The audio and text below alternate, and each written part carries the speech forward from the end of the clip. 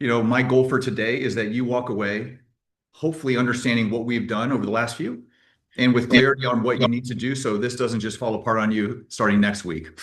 I think one of the most important parts of business planning is to have something that you feel like you understand and can follow through on. A lot of times, business planning sessions turn into almost like a Santa Claus wish list. I want this, I want that. And those steps or the ability to really act on them is missing. The simplest, easiest to understand plans that you will actually do are far better than those aggressive, ambitious plans that you don't have clarity around. And so, if I could give you one takeaway from the past couple of days is, we can keep it real simple and get great results.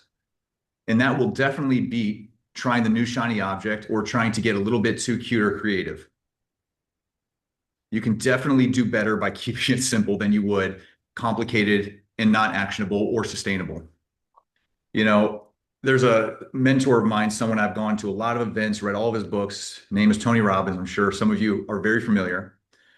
He says this, and it is something I must remind my very ambitious self, is that, we often will underestimate what we can accomplish in 10 years and overestimate what we can do in a year. In other words, progress is progress, and we tend to beat ourselves up when things don't just happen overnight. And even in a year, it can sometimes be unreasonable. But imagine if you got a plan, call it a North Star, something you're going toward.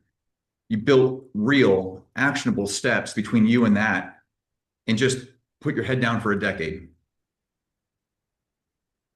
Some incredible things can happen. It won't take that long, is my guess. See, most agents, most entrepreneurs in general are very smitten by changing the course every 6 months. New shiny object. Let's do it this way now. And there's not much follow through. And yet, most of the time, it's not a bad plan. It's just they didn't give it enough time, or they overestimated how much they can achieve with that plan in a too short a time horizon. And so for everyone, just keeping it simple, but keeping it consistent is the key. Now, I think the challenge for some of us is, well, do I have the right systems? Do I have the right plan? And, I would say having a coach, having someone in your life you can bounce things off of to get a little extra clarity is a good thing. But assuming the plan is tried and true and it's good, you don't need to change it up all the time. It just needs to be actionable. And so the goal for today is to give you some frameworks to build on the last few and hopefully send you in a place where you can sustain what it is that you've decided this week is important. All right, let's do it. Let's recap. Day one, we talked about this. Kelsey, by the way, do you see recap screen right now? Yes. Awesome. I've lost my other two monitors, so I'm flying on one. It's a little crazy making on my side, but as long as it's good on yours. Yeah, we're good. Fantastic. Clarity. It beats chaos, guys. We just talked about that. No need to recap. Conversations with potential sellers and buyers beats being busy. I think we understand that intuitively, but if you could focus what you do, is this action, is this activity, is this action, is this system, is this marketing, creating conversations with potential sellers and buyers. If you can say yes, you're on the right track. And if the answer is no, and it's been no, it's just activity. Everyone's busy. Most agents are making about half of what they want. Said differently, if your goal is 400,000, you're probably making 200,000. A lot of times, it's just funny how it works. When I get into business planning sessions, what's your ideal income? It's usually half of where you are today. And so if truly that is something you want to solve for, double where you are or more, it's got to be built on being productive, not just being busy. So the activity wheel has to be exchanged for the conversations with potential people in your marketplace. You can filter a lot of what you're doing through that criteria and get clarity very fast, whether it's a good or bad thing. It's one man's opinion. And leverage beats chasing. Said differently, if you have a lot of paid for lead sources or random things you're doing, and you just feel like every time you want to grow the business, you're chasing something, creating leverage through marketing is how you're going to solve for that. If you are stuck in that 12 to 24 deal range, we should be using leverage, not more chasing, to get to the next level. 1 through 12, meaning if you're at 0 to 12 transactions, you can rely on your sphere. You can chase the few things that come, meaning like an open house lead or something else. But if you want to take that big next step, which is to get to 2 or 3 transactions a month, you need some leverage. And so that's where major progress will be made. And if you get these dialed in, you'll thrive in any market. I'm certain of it. You have clarity, you have actionable conversations coming as a result of your efforts and money, and you're building leverage around your marketing as opposed to always needing to make 100 calls every day or knock a bunch of doors or write a bunch of handwritten notes. Like you stop, it stops. We're trying to avoid some of that. You get the dialed in. I don't care if it stays winter forever. You're going to be very successful and probably make the right amount of money. So that's what we've been talking about. Here's what clarity for me looked like. This is my first year of really good clarity in my business. This is available to all of you. I have far more complicated ways to do this, and we do it for our one-on-one clients. But make a list, sellers, buyers. On the left-hand side, what activities are going to take me there? How many listings is that? How many buyers is that? How many appointments do you need to get that result? I mean, this was my desk in 2018, the year that I had a really good coach to say, we got to get crystal clear. By the way, this meant saying no to a lot of things if it wasn't on this list. But when you know who you want to serve, what it pays when you serve them, the amount of appointments you may need to get there, and the activities that produce said appointments, it's very, very likely you're going to achieve your goal. Mentioned conversations instead of busyness. We need a follow-up system. That's what's missing for many of us. It's just a follow-up system. And the simplest system that I can give you as a framework, you can build this on your own, is it has to capture the lead, meaning you have to be able to put it somewhere. This should be technology. It's 2026. It shouldn't be a pad of paper on your desk. It shouldn't be an Excel document. This should be software where you can make notes and capture the lead and put it there, and it lives in the cloud. If you lose your notepad, you don't lose your leads. It also needs some logic that works when you're not motivated and you aren't remembering to reach out. Simply put, that looks like action plans, simple reminders to reach out every fill in the blank. We talked about different frameworks on day 2, but it needs to not rely on the memory and motivation. And last but not least, but this is really important, your outreach, those conversations, meaning the follow-up system, has to build that know ya, like ya, trust ya. Has to build familiarity, not just checking in. How do we do that? We talked a little bit about it the other day. Curiosity, expertise, connection. If our follow-up doesn't have elements of those three, we're just checking in with people. We're not building the known, like, and trust part of it. This is especially true with our leads, but this really does also apply to our past clients, to our sphere of influence. They got to associate you as a real estate professional. So that means those associations go beyond just the personality. And so your follow-up, your outreach should build those things as well. So that's how we can create a smart system around staying in touch. But there's also that leverage play. For anyone working with sellers or buyers in 2026, anyone doing open houses in 2026, I wish I had more time to give you more creative lead generation tactics, but these work well. Listings give you the ability to create another opportunity in the neighborhood with the neighbors. Think of yourself as this is almost like an audition. Every visible activity I'm doing to market my listing in the neighborhood and broadly speaking is an opportunity to tell sellers I'm the real deal. And if you're going to be relocating in the next 6 or 12 months, you should put me on the list of people to talk to. And we went through the listings to listings plan yesterday, marketing, different things to create that attraction positioning. But if done correctly, every listing should try to create a second great lead, or if not, listing. The caveat is, do I want a second listing nearby? If it's in an area you hate at a price point you don't have an interest in, maybe you take a pass on it. But assuming the answer is yes and yes, you would be silly to not leverage your listings. And look, every top agent does this. Every top agent in your market uses their listings as an opportunity to get more. Not just a pretty social media post, but strategic marketing to reach out to the neighbors, especially if you sell quickly for a great price. Why aren't we spreading that news? If you're doing open houses, these aren't for the buyers. This is seller prospecting. If you think of it through that framework, there's a lot more enhancements you should be able to make to attract and impress more sellers. I'm talking neighbors, really. The buyers are coming either way. They're going online and seeing the open house. They're showing up. So think of this as a seller opportunity. All the magic is in follow-up, but this is the mousetrap. If anyone has buyer deals they're closing, bringing the buyer gives you the permission to talk to the neighborhood in a relevant way. there's a thought process. I think about this sometimes. If there's something happening in my neighborhood, let's say, I'm probably very closely following that story. For instance, a house fire. If there's a house fire 2 states away, I don't even blink an eye when I see the headline. I just keep it going about my day. The closer something is to home base, the more you care about it. That's true of all of us. That includes real estate. So if you bring the buyer to your house down the street, like you live down the street from where it happened, you're locked into the sale whether you're in the market or not. You have a stake in the outcome because it's your equity position. They sold for a great number. That's good for you. On the inverse, not so well. But bringing the buyer gives you that authority to say, we brought the buyer and we have more looking. We're keeping a list of sellers that would move under the right conditions. We talked about this yesterday. But these are 3 leverage plays that you don't have to go chasing. People will come to you done correctly. So those are our 3 features within creating productivity, having clarity, and building leverage. Simple systems. So here's what I want you to consider following today. This needs to start for anyone who's like, this is my year to do it. This is my year to do it. We've got to track what matters. What does that mean? Does anyone remember from Monday? What are we tracking? I'll give you 3 things that are shit simple and will change your business if you do this religiously. How much does an average deal pay you? Less your split.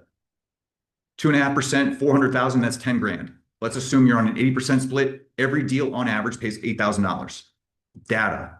Do some pay 25? Do some pay 3? Yes and yes.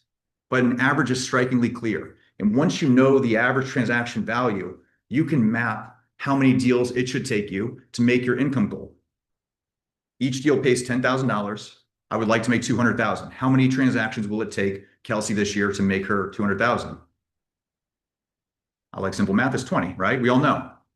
My network, my current business produces 10. What does that tell the business owner? The business owner is 10 deals short. What marketing are we doing to create 10 new opportunities? Not busyness, not the other stuff. It's not going to come from that. It's going to come from something that creates leverage through marketing to create 10 more opportunities. That's one thing to track. Who do you want to help more of? Sellers or buyers? Our messaging, our marketing, what we're doing should map to those people we want to serve more of. If you get clear on that, it helps this third part, which is how many appointments is what you're doing creating?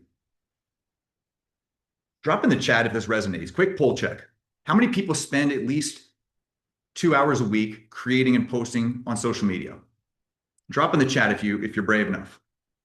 How many people, I joke brave enough. I know some of y'all are driving and stuff, so I'm not giving you a hard time. How many people spend at least 2 hours a week on social media? I'm going to pull the chat so I can see on my one monitor here. A couple people. Understood? Of the people that said yes, how many transactions has that effort brought about in the last 12 months? Any idea? Any idea?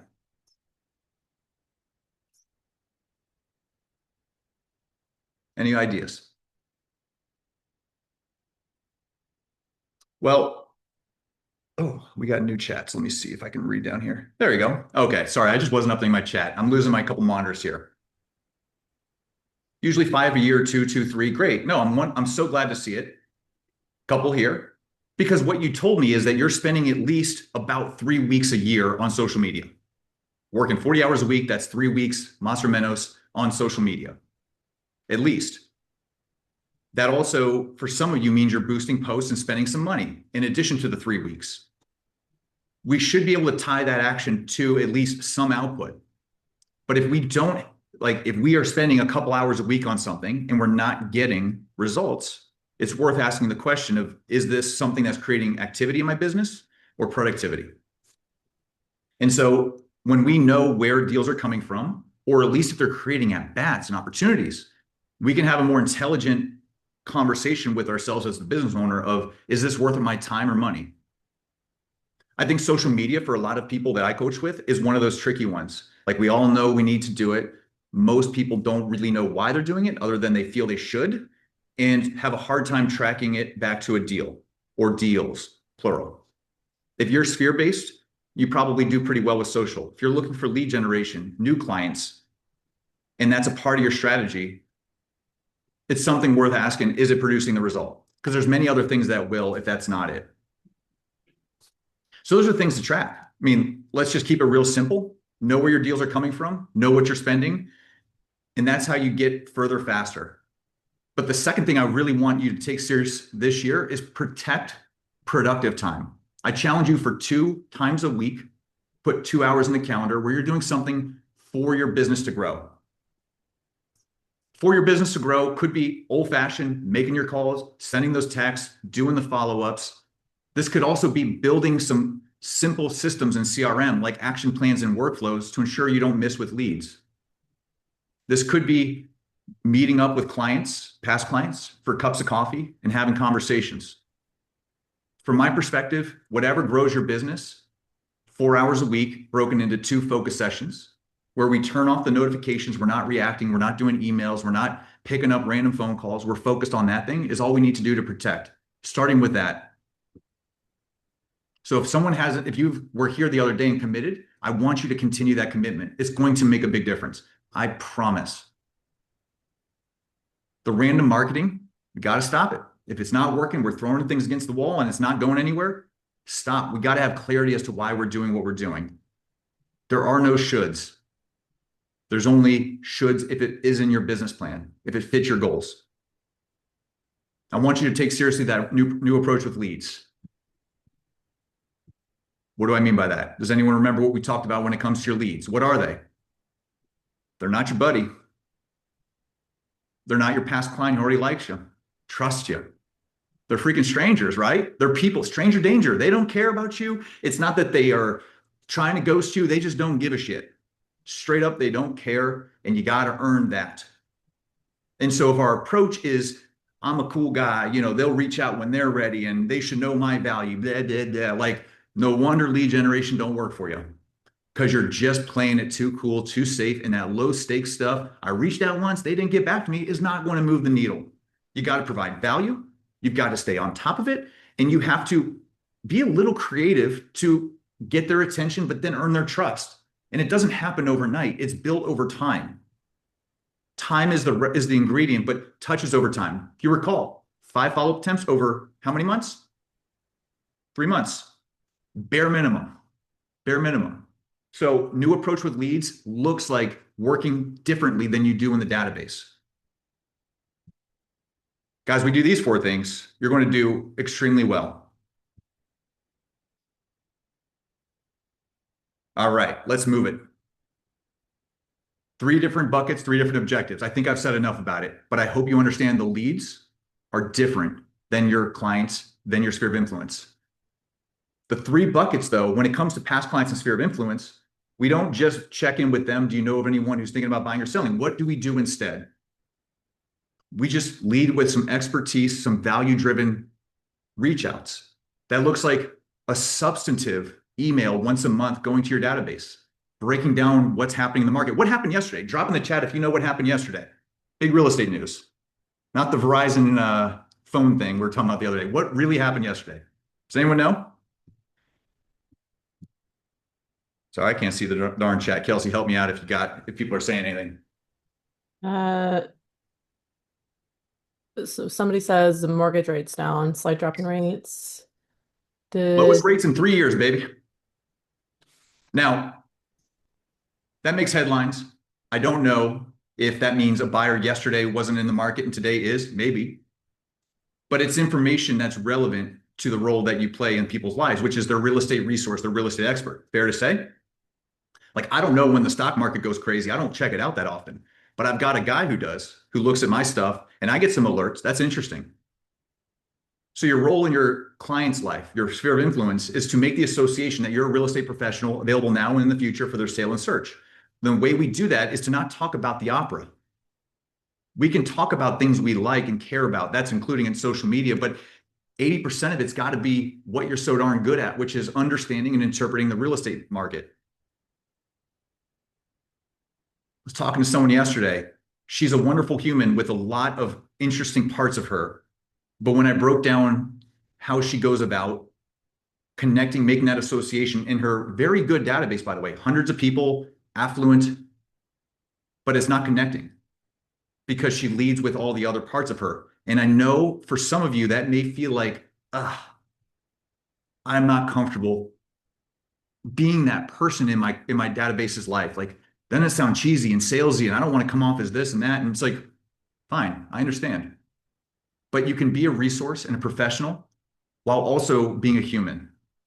They're not mutually exclusive.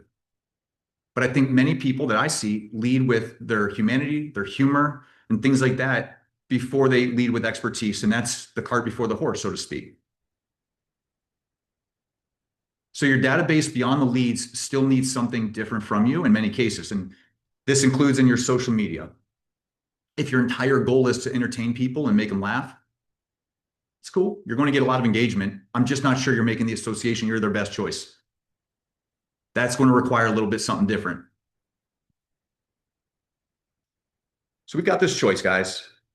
We either build intentionally this year or we keep playing with the game that most agents do. We're going to react and work with whatever the real estate gods deliver in 2026. May they be kind, right? Jokes aside, guys, I would love for all of you to call your shot and have a real pathway to hit it. And the only way we're going to get there is if we build it intentionally. We got to know what deals pay. We got to know why we're doing what we're doing. We have to be productive. We have to lead with expertise. We need to serve our people at a higher level. We need to have simple reminders and systems that aren't predicated on me being motivated or remembering. We have to spend time doing things that don't pay today, but build leverage in our lead generation plan. Using our listings, using our buyers, using our open houses. Shit, there's about 10 more things you're doing that you could also make better. You know your business best, but I'm giving you a few things that are low-hanging fruit. But if you think about what's working for you in your business, how can you create more leverage around it so you're not always the one doing it? Like if you took a vacation for a month or two, would your entire business, at least the lead generation part, fall off a cliff? The answer is yes. It's a reactive business. Even though it has some cool stuff going on, it's based on you doing it. This is also why I personally loathe paid for leads. I've done it. There was a time, and Zillow's changed, but there was a time that my little team, we're spending 10 grand a month on Zillow. And every month I swiped my credit card for it. I kind of hated myself more and more. And after, I would say 18 months, we stopped. But the reason isn't because of Zillow. It's because I felt like the moment I stopped paying for this, my team members that are servicing this business, their business goes to zero. It stops when I stop. That's not a business. That's like going to the casino. I don't know. It has a vibe to me that feels way too out of my hands. And I know for everyone here, you want to build it your way. So a reactive business, whether you're swiping your credit card, given what the real estate gods give you, all those things just have a quality of reaction. I want you to build and build it on your terms with who you want to serve more of in areas and price points and clients that you want to serve better. Become their best choice, become more valuable for them. That's at the core of what I hope you take away from this week. And the simple system to make sure it happens is just a matter of, could be very simple, but not only relying on your efforts and your memory. It has to be powered by some type of technology. And that's very easy to find in today's world. That's worth the week or two to set it up, to have it for the next decade. Stop duct taping your business together. I know the feeling quite well. In our business, we just have these two levers, what we want and what we're willing to do. So I'd ask you, if what you want isn't in your calendar with actions that will get you there, is it really something you want? And so this is a simple system that will keep you extremely honest. Put shit in your calendar that matters. If I look at your calendar and it's blank, that's fine. That means you're going to spend today reacting, answering emails, going to random meetings, doing stuff, driving around, maybe running errands. Someone calls you and says, hey, can you do this? Sure, why not? But if I say in your calendar, that's like, I got my client work, but a couple times a week, I've got something planned that's going to move my business forward. That's how we get there. That's a simple system. So if you had a simple rule, get it in the calendar if it matters in 2026. So the two things that you can do today: use technology to remind yourself to do what, follow up, stay in touch with, those things. Shit's simple. The second thing is use your calendar to protect your time to work on stuff that will actually push the business forward. So I just want you to have, if you did those two things, you're going to do quite well. Behavior. What you want was written twice. Typo on your boy's part. My apologies. Yes, your behavior is what you do, not what you want. That's the goal. Behavior is what you do. And truly, guys, like I can't tell you, I mean, I take about 4 or 5 calls a week from new clients, people that are considering coaching. Business can feel complicated. I know you're unique, your market is this, you're blah, blah, like, but we're all kind of the same. We're playing a lot of the same game. And what I love about business is it's rather scientific, actually. It's part art, part science, but there's real science in the art. And people tell me, I want to make $1 million this year. Hell yeah, let's go. What are you making now? 300 grand. Wonderful. Where's the 700 coming from? X, Y, Z. We build it. And then they start telling me all the things they are not willing to do. It's hard for me to bite my tongue sometimes, but I just want to be like, yo, it's not going to happen. And I'm not being negative. I'm being realistic because your behavior has to map to the goal. If it doesn't map, we're having fun. And it's a lot of fun to set goals. Why? Requires no effort to sit there, have a glass of wine, and dream about what's possible. Morning coffee, man, if I could do 4 deals a month, 10 grand a pop, 40 grand a month, how would life be? It's a lot of fun to goal set and goal plan. And it's not a lot of fun to do what is required to get 4 deals a month in some cases. But here's my challenge for you. It may not be fun to do some of the stuff we're talking about over the last 5 days. But you know what is a lot of fun? Meeting your goals, living in abundance, having the absolute certainty inside of yourself that you know you are who you say you are. There's such a degree of credibility that comes with, I said it was going to happen, it happened, and it is done. That's that unshakable confidence, that identity shift that is available to all of us. The big challenge we have as humans is we often let ourselves down. We say what we're going to do and we don't do it. And every time we do that, we're losing credibility with the most important person in our lives. It ain't our spouse. They're very important. It ain't your best friend. It ain't your kids. It's you. You are the most important relationship in your life because you, at the end of the day, are the vessel by which all things in life will be achieved. You. If you're going to be a good parent, if you're going to be a good community leader, a good spouse, all of the things that matter, it's going to happen because you did or didn't do something. And so our behavior matching to goals is actually a spiritual exercise. And so my challenge is don't set a goal you're not willing to act for. And guess what? Doing it is addictive. Like the discomfort with doing goes away very quickly when the shit starts working. My first $100,000 month in real estate, I didn't mind making my calls next month. I'm not cold calling. I just mean like follow-ups, like the normal stuff. I remember that quite well. I paid off all my debt and I had like 50 grand left in the bank. And I just was like, holy shit, I'm going to hire an assistant. It was amazing. It was May of 2016. I can still tell you the month. There was such fun that comes with achieving things that had never happened before. So if that's you, it's not all bad. Behavior doesn't have to be this like awful slug. So here's my challenge for you outside of everything we've talked about. Do you have 3 reliable ways to not close deals, but just have interview style conversations with potential sellers and buyers? Your database is 1. I know y'all got that. I know many of you have more than that, but I'm simply saying we all as real estate professionals have a database, right? Now you can make that better and do more, but where are the other 2? I gave you 3 this challenge. There's more than 3, obviously. Geographic farming, working with for sale by owners, working with expireds, agent to agent referrals. That can be its own lead source. I have 2 people in my coaching practice right now that actually have that as a plan in their business. We have actionable steps to build rapport with agents in other markets that, oh, by the way, provide a lot of referrals. It's no different than farming a neighborhood if you think about it. So there's not one way to go, but we need at least 3. I gave you listings to listings, buyers to buyers, and taking the open house game a little bit to a higher level, specifically to attract sellers. This is what the pathway will look like. Heads up. This is true for everyone I've ever coached. It's been true in my own life, and it's been true since the beginning of humanity. Read Marcus Aurelius, read any of these very smart people. There's an emotional journey that we need to take when it comes to changing. When we start something new, whether it's in my coaching bit, like you want to start coaching, it's going to be really exciting at first. You want to double your business, really exciting at first. And at the beginning, you just don't know what you don't know. So it's easy to be optimistic. It's very easy to miss the details that are not so pleasant. But what happens is you start and then you get this informed pessimism. Oh crap, this isn't all sunshine and rainbows. I got rejected for the 11th time this week. I don't like rejection. Ugh. A client didn't pick me.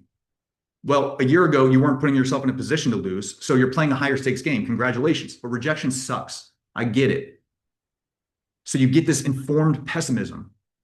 This is where a lot of people quit and they go back to throwing things against the wall, which is uninformed optimism. Man, this is going to work. I'm going to start a YouTube channel. I'm going to film 4 videos a month. You have no idea what's coming, but there eventually you will if you do it. And that's the informed pessimism. But if you plow through that, you'll get to this other part, which sucks even worse. The bottom. It ain't working yet. You've been in the sauce for a while trying to make it work, and it's not big air quotes. You just don't have the results yet. If anyone's tried to change their body, change their life, I mean, this is the journey we take, but in business, it's ever so true. But if we can get through that period, we end up knowing what the problems are, and we have vocabulary, skills, and all the different things to actually turn problem into solution. And this is where you can change and turn it into informed optimism. You're on the doorstep of success. And then last but not least, it's like mastery. I figured it out. I'm good to go. This is the cycle that we all must go through if we're going to change our business this year. If you're going to do something new and different, there's no avoiding what I'm talking about. There's a few examples in life, like people winning the lottery didn't have to go through this. There's very few people that win the lottery. I understand there are a few exceptions, but the norm is we've got to go through a journey of transformation.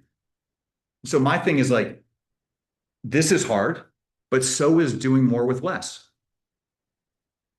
Rejection is tough, but like so is struggling with financial stress. Laying off your assistant because you didn't make it is tough. Telling your spouse you can't really be sure if you can take that vacation this summer, we'll see how the first half of this year goes, is a lot harder than hearing no thank you a few times a week. Stepping outside your comfort zone, it's difficult, but never reaching your true potential is very difficult as well. Never making, like, you know what you're capable of. And if you're not there, that sucks and you know it. And maybe you find ways to distract yourself. Maybe you do stuff to like make excuses. Oh, tough market, man, rates. A lot of agents in my market. But in reality, So it's all hard. We just get to choose what hard we want to play. And one pays better, one's a lot more fun, and one gives you the identity to give you unshakable confidence that you can accomplish whatever you want when you start solving real problems consistently in your business. And so I say with love, like I gave you some simple frameworks, the tactics, if you will, the ways to think about it, if you will. But at the end of the day, it's all because you did or didn't do it. For those that are ready to go through this emotional cycle of change, you've got so much to look forward to. And those that are just going to keep in that uninformed optimism, throwing crap against the wall, seeing what sticks, changing every 6 months the plan because it didn't work again, like you already know. This is the pattern most agents go through, which is why the average doesn't really aspire to much. And so the systems that we built inside coaching are there for people that don't want to figure this out on their own. We have Fox 360, but you can do all of this yourself. Make no mistake, technology exists. It's not that hard if you use the simple frames I've given you. And for those who just want it done, we should talk about coaching together. We're not cheap. We're not the cheapest option, but we'll get you results. And the thing about this sort of thing, like, I want to make something clear. This is not a sales pitch for coaching. We've got enough clients. We're doing well, but I know there are people that just know they're meant for more and are struggling with clarity in the plan and the system and the structure.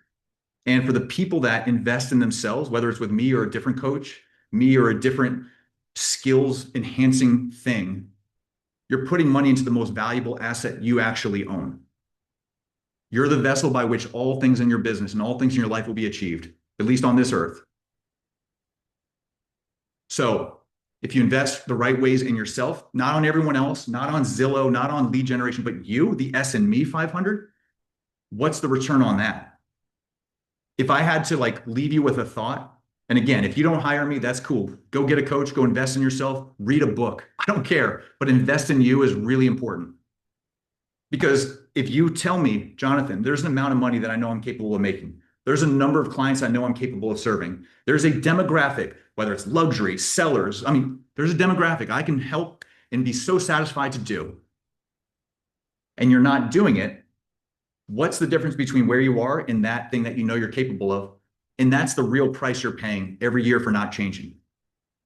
Paying a business coach, investing in yourself is usually a lot cheaper. As someone who's invested heavily in coaching as a recipient of, I can be sure of that. So it's my challenge for all of you. Find ways to invest in yourself. Don't be satisfied if you know you can do more and you just are making the excuses, and get the help if you can't figure it out on your own. But if you can figure it out on your own, I gave you a few things this week. And it's my sincere hope that you walk away at least with a couple things you could do now to make an impact. And for anyone that's just still not sure, Kelsey's going to drop a link. You can get on my calendar. We'll have an hour-long conversation and figure out how that all works. But that's all I got. It is Q&A time. I'm sorry if that felt a little serious. It wasn't meant to be. But what we got? Anyone got any questions? That's all I got. Thanks for dropping that, Kelsey. Who feels like they have a little clarity on what they need to be working on right now?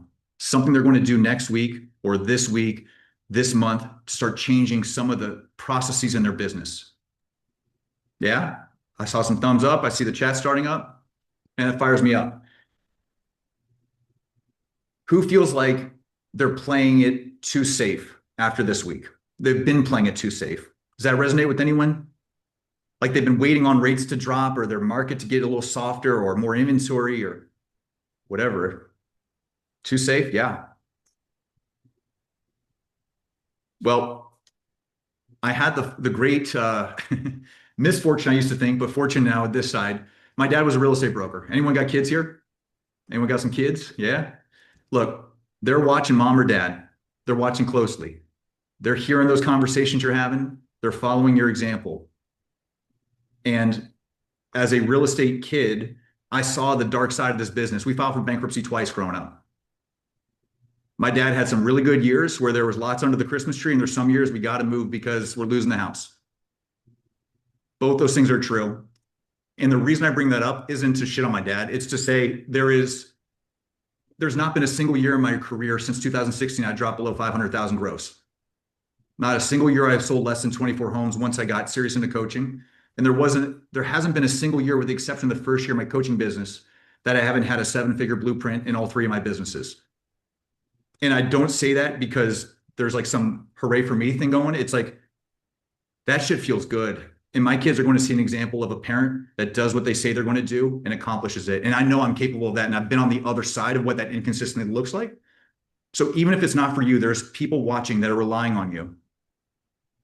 So if you can just get more clear, get more active, and if you know there's something left inside you that you can still accomplish, from one entrepreneur to another, I'm rooting for you. It's wonderful when you figure that out. Carolyn says, how long do you give a type of marketing a chance before moving on since not working? Such a good question. I don't want to give you shit advice. The short answer is, has it produced any appointments in the last 12 months? Maybe not closings. A lot of working is like on 6-month layaway in this business. You get an inquiry, 6 months later, you're at the bank. There's a lot of in between, we all know. So I measure how many inquiries did this create? How many appointments did it create as a litmus test? And I would say after 6 months, depending on how expensive it is, depending on how much time you're spending a week or a month on it, you should have a little bit clarity there. And if it's been a year and the answer is nothing, it's probably not working for you. But it's often not the plan. It's sometimes just the steps around the plan, the flow, as we put it. So you got to look at both the plan and the steps.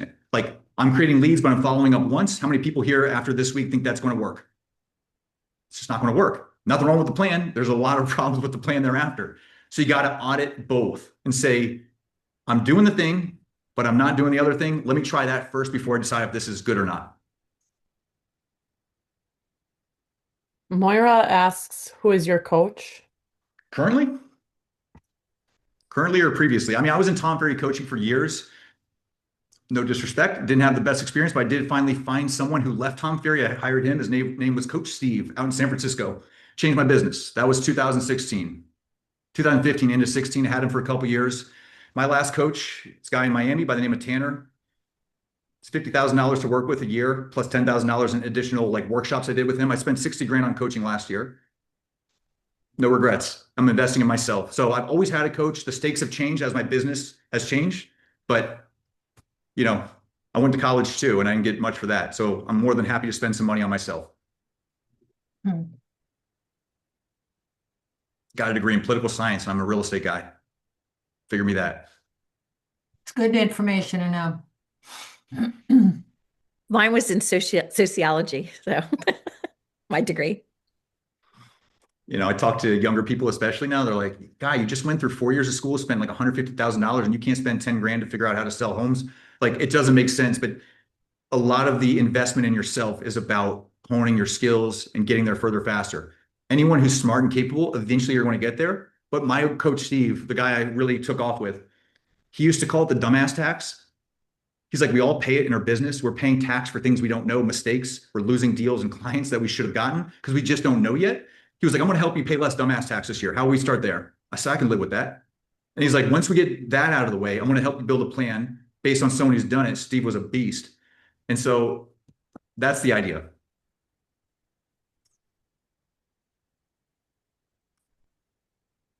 Awesome. Yeah, Kelsey, I saw your chat down there. If anyone has questions about coaching, Kelsey, myself, will reach back out. And, this is not to force anyone, but if you've resonated this week, let's talk. Any other questions? I mean, we got a couple minutes left from any time during this week or just about business in general. Can I ask you just a quick question about the situation that's going on with me right now Let's go. and a client? So I have a listing, and I don't know how many of you are from Compass, but it was a private listing, and I got a bunch of inquiries, and I now have an accepted offer, but and I haven't even gone wide with the listing. I really want to go wide with the listing so I can meet new people, and potential buyers and sellers. And we're not in contract yet on the property. And I don't even know if we'll ever get to contract. You never really know. But I still want to have that. I still want to go wide with it for my advantages, but they're all getting pissy and shitty about it on the other side. And I don't want to blow up one deal, but I also want to watch out for myself and my business. You already know the answer. The North Star is your client. If they say it's good, it's good. But if they're open to a conversation, opening it up to a public market is probably a better overall strategy for both you, the client. So Yeah, you got to it go is. that way. I said it to the seller. I said, not for nothing. Don't put your eggs in one basket. I think that, sure, we're going through the process. They look good. They've got, it's a little edgy. Why don't we open it up? And now these people with the accepted offer, I run the risk of them pulling out because they say, we don't want to work with anybody who did. Man, I don't want to tell you anything that would screw you up, but you got to read it. You got to do what's right by your client. And you Right. already know when you play that Yeah. game, you're going to make the right choice. Okay. I saw there was a question up here, by the way. What is your number one regret about something you either did or didn't do during your first couple years in real estate? My first couple years of real estate, that dad I was telling you about, got licensed in 1969. There was no MLS, there was no internet, there was no social media. And so you don't teach an old dog new tricks. He said, get out there and knock 100 doors a day, make 100 calls a day, and don't come back till they're both done. My entree to real estate was that. I did an open house every Sunday it wasn't my choice. And, I learned a lot that way, but there was zero leverage. It was exhausting, unscalable, and it stopped the moment I stopped. And so my regret was, I left working with him after 18 months and made my own path. Maybe my regret once I left was that I didn't trust myself that I could do it without just dialing for dollars, knocking doors, like the hustle. Mm. I was afraid of building something more scalable and sustainable because that would mean what?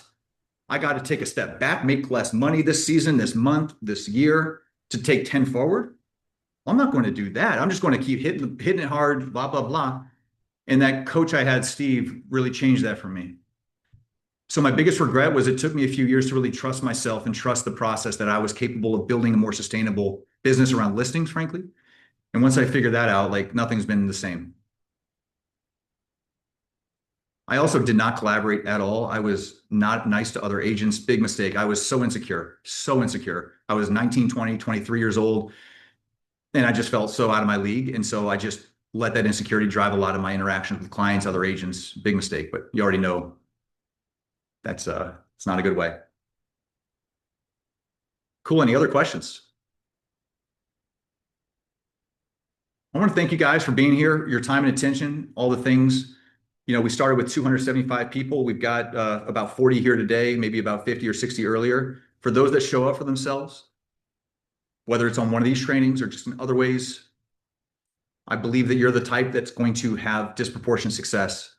A lot of people sign up, say they're going to do it, they don't do it. This is true in their other parts of their business. So you have one last takeaway, just shoot your shot and do what you say you're going to do. It's a lot more fun once you get there. The steps may not feel so fun, but the results, you can build a lot of momentum behind. I said it was going to happen. It's happening.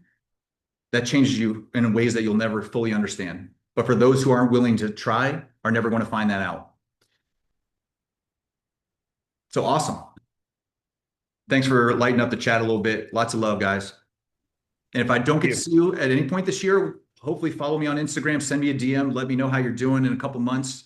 If you're going to join coaching, we'll be talking real soon. And for anyone that just has questions, I'm here to be a resource. I mean, I run a business, but I like people first. So if you need some, I'm here for you, if I can help. Beautiful. Y'all have a great, well, rest of your weekend. Let's get after it. See ya.